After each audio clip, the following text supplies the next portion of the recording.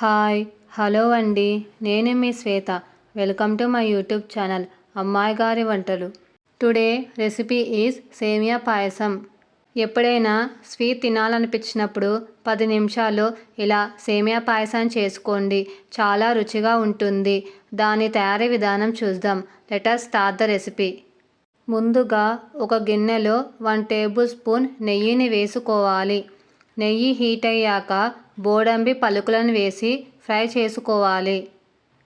Fry అయిన బోడంబిని ఒక కప్లోకి transfer చేసుకోవాలి. అదే గిన్నెలో ద్రాక్షని వేసి ఫ్రై చేసుకోవాలి. ఫ్రై చేసుకున్న ద్రాక్షని ఒక కప్లోకి ట్రాన్స్ఫర్ చేసుకోవాలి.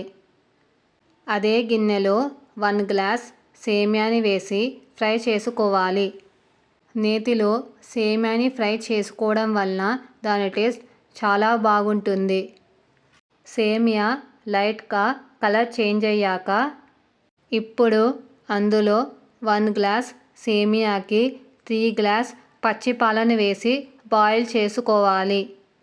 లేదా కాచి చల్లార్చిన పాలనైనా వేసుకోవచ్చు.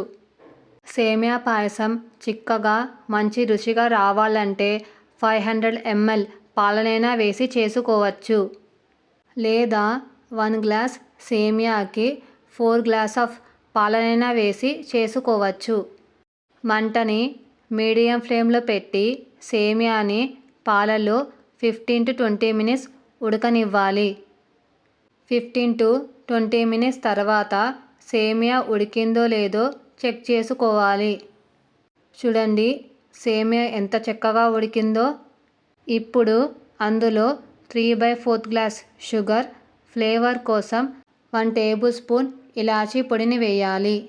మైల్డ్ స్వీట్ తినాలనుకునే వాళ్ళు 1/2 గ్లాస్ షుగర్ని వేసుకుంటే సరిపోతుంది.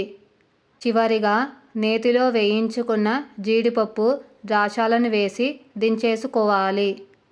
సేమియా పాయసాన్ని ఒక బౌల్లో సర్వ్ చేసుకోవాలి. మీకు ఈ రెసిపీ నచ్చితే ఒక లైక్ చేయండి. మీ లైక్ నాకు బూస్టప్ని ఇస్తుంది. అలాగే మీ ఫ్రెండ్స్కి, రిలేటివ్స్కి షేర్ చేసి మరిన్ని వీడియోస్ కోసం ఛానల్ని సబ్స్క్రైబ్ చేసుకొని వీలైతే రెసిపీని ట్రై చేసి ఫీడ్బ్యాక్ రూపంలో నాకు కమెంట్ చేయడం మాత్రం మర్చిపోకండి.